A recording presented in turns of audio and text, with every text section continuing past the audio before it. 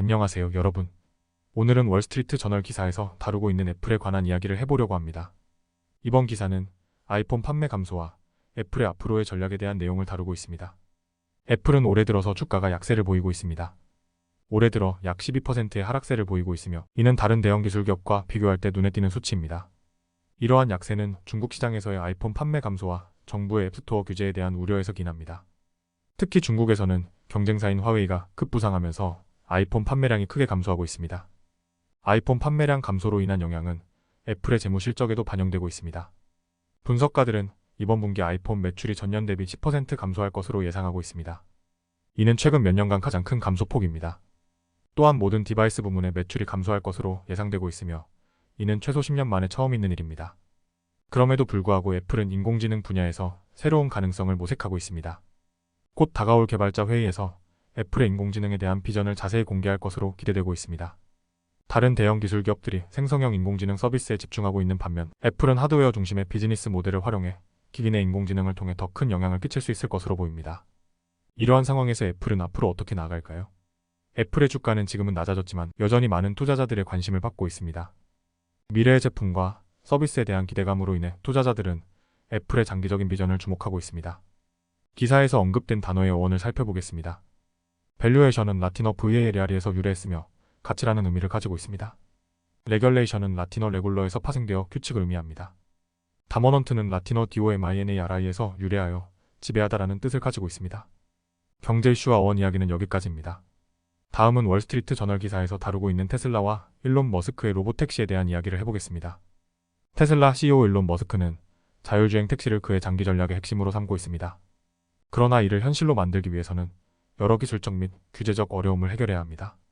머스크는 이번 여름에 운전대와 페달이 없는 미래 모델을 선보일 계획인데 이 모델은 테슬라의 자체 차량 호출 서비스에 사용될 것입니다. 머스크는 자동차 소유주가 에어비앤비처럼 테슬라를 렌트할 수 있는 아이디어도 언급했습니다. 그러나 자율주행 택시의 상용화는 아직 갈 길이 멀다는 것이 전문가들의 의견입니다. 현존하는 가장 정교한 로봇택시도 원격 운영자의 지원이 필요할 때가 많습니다. 테슬라는 현재 시장 상황에서 주가 하락세를 겪고 있으며 머스크는 이러한 상황에서 자율주행을 통해 새로운 수익 기회를 창출하려 합니다. 최근 중국 정부로부터 자율주행 기술 도입을 승인받아 주가가 상승하기도 했습니다. 전체적으로 봤을 때 자율주행 택시 시장은 큰 잠재력을 지니고 있습니다.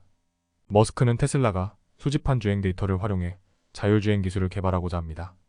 테슬라의 주행 데이터는 이미 10억 마일 이상 누적되어 있습니다. 하지만 다른 기업들은 라이다리 DAR와 레이더와 같은 기술에 의존하고 있는 반면 테슬라는 카메라 기반의 시스템을 개발하는 데 집중하고 있습니다. 이러한 접근법에 대해 전문가들은 의견이 분분하지만 머스크는 이를 통해 자율주행을 실현할 수 있다고 믿고 있습니다. 기사에서 언급된 단어의 어원을 살펴보겠습니다. 오타너머스는 그리스어 AUTONOMOS에서 유래했으며 자율이라는 의미를 가지고 있습니다. 레귤레이션은 라틴어 레굴러에서 파생되어 규칙을 의미합니다. 내버게이트는 라틴어 NAVIGAR에서 유래하여 항해하다를 의미합니다. 경제 이슈와 어원 이야기는 여기까지입니다. 다음은 월스트리트 저널 기사에서 중국 부유층의 일본 이주 현상에 대해 이야기하려고 합니다. 이번 기사에서는 이들이 일본의 부동산 시장에 어떤 영향을 미치고 있는지 알아보겠습니다. 중국에서 금속 무역 회사를 운영하던 톰 하야시 씨는 작년에 일본으로 이주했고 가족을 함께 데려왔습니다. 그의 가족은 도쿄에서 새 삶을 시작하며 고급 콘도에 정착했습니다. 그는 도쿄를 선택한 이유로 일본의 음식, 문화, 교육, 그리고 안전을 꼽았습니다. 부동산 중개인에 따르면 중국의 독재적인 정치 체제에 대한 불만과 경제 침체가 일본으로의 이주를 가속화하고 있다고 합니다. 많은 중국 부유층이 대안적인 삶을 찾기 위해 이주를 계획하고 있는데요. 그 대상에는 일본 외에도 미국, 캐나다, 싱가포르 등이 포함됩니다. 도쿄는 중국에서 비행기로 몇 시간 거리에 있어 부유한 중국인들의 이주에 선호되고 있습니다. 일본의 부동산 가격이 외국인에게는 비교적 저렴하고 구매 절차도 용이하기 때문입니다. 중국에서 많은 부유층이 일본으로 이주할 때 부딪히는 도전 과제는 자금을 이동하는 것과 비자를 취득하는 것인데요. 일부는 해외 계좌를 통해 자금을 이동하며 비자를 취득하기 위해 투자나 전문직으로 이주를 시도하고 있습니다. 기사에 나온 인물 중 한 명인 하야시 씨는 일본에서 장기적으로 정착할 계획이며 높은 수준의 의료 서비스를 기대한다고 말했습니다. 이제 기사에 나온 단어들의 어원을 알아보겠습니다. 프러스트레이션은 라틴어 FRUSTRATIO에서 유래했으며 실망이라는 의미를 가지고 있습니다. 마이그레이션은 라틴어 MIGRATIO에서 파생되었으며 이동을 뜻합니다. 레지던시는 라틴어 RESIDNTI에서 유래의 거주를 의미합니다. 경제 이슈 분석과 어원 이야기는 여기까지입니다. 다음은 월스트리트 저널 기사에서 연방준비제도 패드 의장 제롬 파월 파월이 인플레이션과 금리 정책에 대해 언급한 내용을 다뤄보겠습니다. 파월 의장은 수요일 연준의 금리 정책이 제약적이고 인플레이션이 하락세로 돌아설 것이라는 견해를 재확인했습니다. 그러나 최근 인플레이션 및 임금 압력에 대한 실망스러운 데이터로 인해 투자자들은 중앙은행의 전망보다는 경제 데이터의 흐름에 주목하고 있습니다. 연준은 금리 인하 가능성을 시사했지만 인플레이션 데이터가 계속 상승한다면 인상을 고려해야 할 수도 있다고 전 연준 고문 윌리엄 잉글리시는 말했습니다. 이에 대해 파월 의장은 인플레이션 수치가 답을 줄 것이라고 언급하며 금리 인상의 가능성을 완전히 배제하지는 않았습니다. 연준 내부에는 금리 정책에 대한 두 가지 입장이 존재합니다. 첫 번째는 인플레이션과 임금 성장세가 둔화되고 있다면 너무 오래 높은 금리를 유지하는 것을 우려하는 측입니다. 반면 두 번째 입장은 강한 경제로 인해 올해 금리 인하가 필요하지 않으며 경제가 둔화되고 있다는 증거를 더 찾기 전까지는 인하를 논의하지 않을 것이라는 것입니다.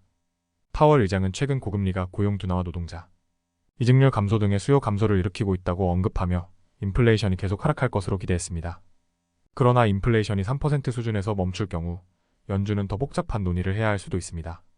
이제 기사에 나온 단어의 어원을 알아보겠습니다.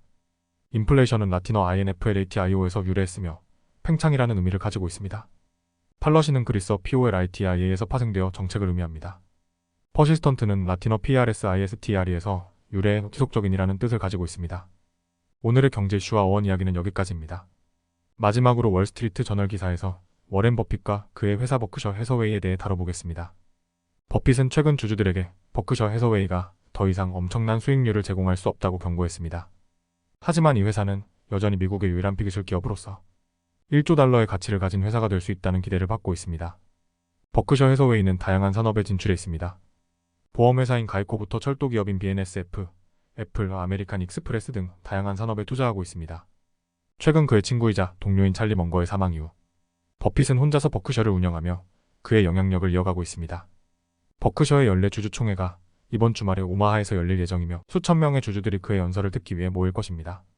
버핏은 지금까지 그가 운영하는 회사와 경제 전망에 대해 자신만의 독특한 관점을 공유해왔습니다.